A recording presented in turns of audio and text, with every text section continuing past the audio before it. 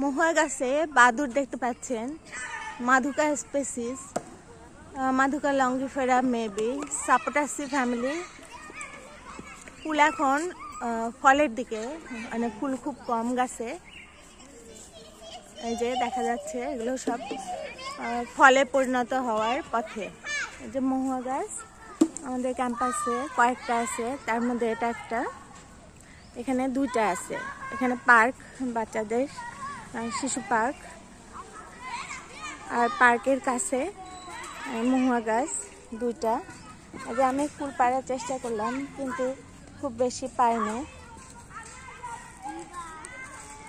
এখানে আরেকটা মহুয়া গাছ।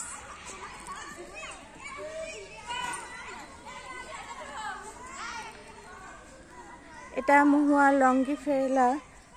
লঙ্গিফেরা ভার্সেস ল্যাটিফোলিয়া হতে পারে।